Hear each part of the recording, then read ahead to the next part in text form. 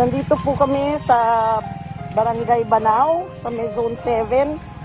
Hirap po ang tubig dito. And pasalamat po kami kay VP Lenny at binigyan po kami ng mga potable water. Kinuha po sa Manila. At ngayon po bawat household bibigyan po natin ng 4 na 1.5 liters.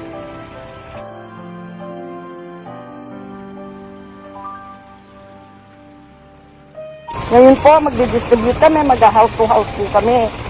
So, ito po. Manoy. Yan. Office of the Vice President.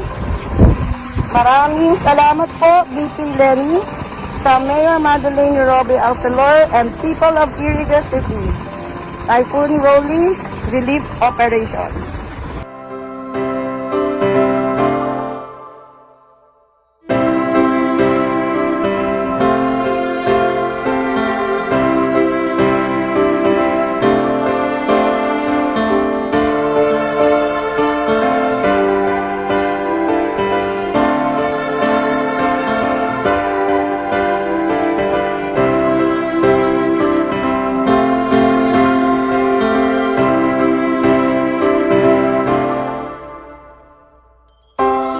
Kami ng tubig sa lahat ng constituents.